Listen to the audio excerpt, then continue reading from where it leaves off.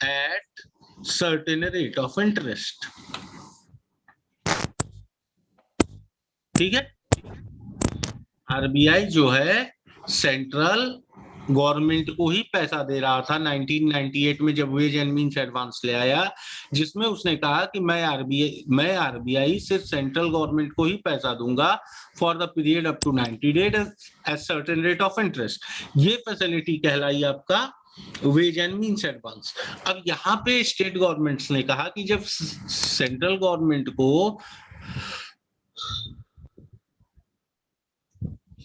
Central government को पैसा पे करने की आजादी है, जब सेंट्रल गवर्नमेंट को पैसा लेने की आजादी आरबीआई से या अलाउ किया गया है, तो हमको भी अलाउ किया गया है कि शॉर्ट टर्म के लिए हम भी ले सकें।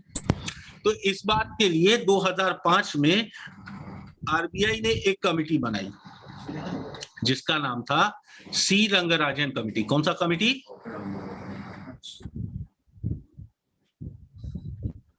सॉरी सी रंगराजन नहीं, सी Ramachandran.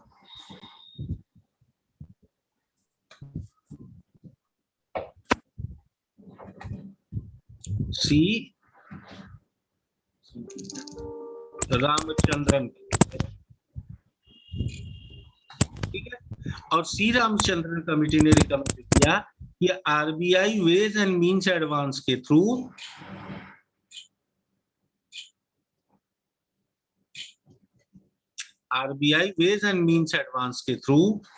Central and state government को पैसा देगी for the period up to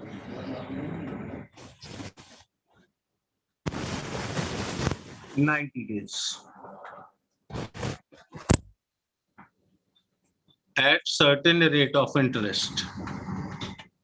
ठीक है, इस फैसिलिटी को नाम दिया गया वेज एंड मीन्स एडवांस। ठीक है, इसको लिख लो, फिर आगे बढ़ते हैं।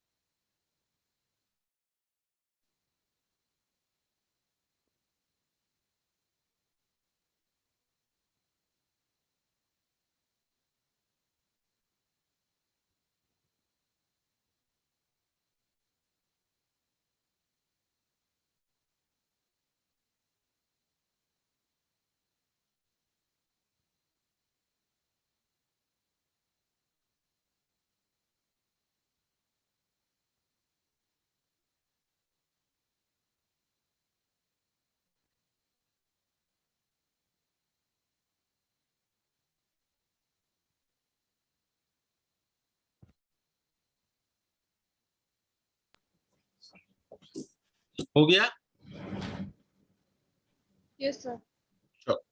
अब ये वेज एंड मीन्स एडवांस की फैसिलिटी लाने से गवर्नमेंट को सबसे बड़ा फायदा क्या हुआ कि उसका फॉरेन एक्सचेंज रिजर्व जो शॉर्ट या लॉन्ग टर्म के लिए लोन लेने पे उसका फॉरेन एक्सचेंज रिजर्व जो डिटोरिएट हो रहा था, वो डिटोरिएशन कहीं ना कहीं स्टॉप हो गया, वो डिक्लाइन कहीं ना कहीं क्या हो गया, रुक गया।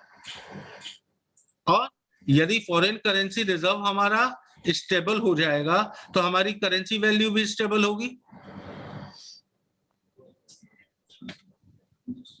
यस और नो? Yes sir. और करेंसी वैल्यू जब स्टेबल होगी तो इन्फ्लेशन भी डिक्लाइन करेगा। तो यही फैसिलिटी के लिए आरबीआई ने वेज एंड मीन्स एडवांस का कॉन्सेप्ट इंट्रोड्यूस किया। कब इंट्रोड्यूस किया? 1998 में। आवाज आ रही है? Yes sir. चलो रिवाइज करो एक बार। वेज एंड मीन्स एडवांस का कॉन्सेप्ट कब आया? 1998। 1998 में। इसमें पैसा कौन देगा? आरबीआई। आरबीआई देगा। किसको देगा? Central government. गवर्नमेंट। शुरुआत में सिर्फ किसको दे रहा था? Central government. Central central government. क्या ये बोथ सेंट्रल गवर्नमेंट और स्टेट गवर्नमेंट दोनों को ही देगा? दोनों को कब से दे रहा है? वो 2005 के बाद, 2005 के बाद। 2005 के बाद दोनों को देगा। 2005 में आया। हाँ, लेकिन इसके लिए फैसिलिटी किसके लिए ओपन किया था? Central government. सेंट्रल गवर्नमेंट कितने दिन के लिए पैसा दे रहा था? 90 डेज के लिए। Up to 90 days. लेकिन सी रामचंद्रन कमेटी कब बनाई गई?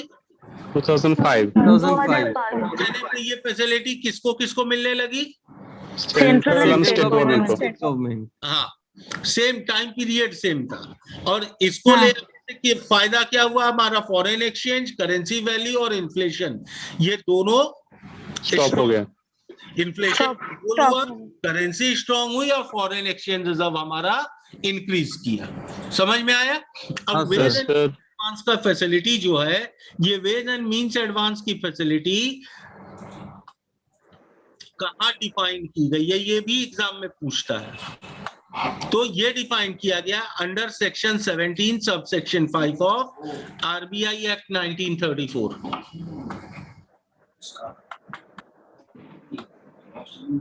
वो अंडर सेक्शन 17 ब्रैकेट में क्या लिखा है आपने? 5। Okay sir. क्लियर? हाँ सर। चलिए, आज के लिए हम लोग इतना ही रहने देते हैं। इसके बाद हम लोग नेक्स्ट क्लास में आगे पढ़ेंगे। ठीक है? सर एक क्वेश्चन था।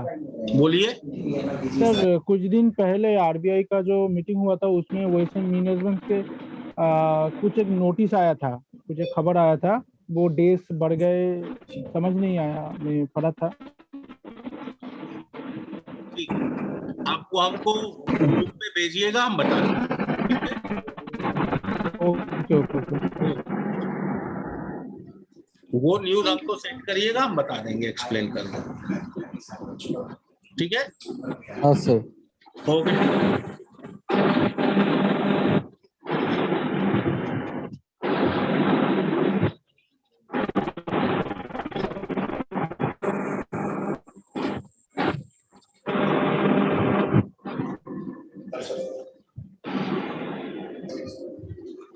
सर करंट अफेयर्स के लिए थैंक यू सर।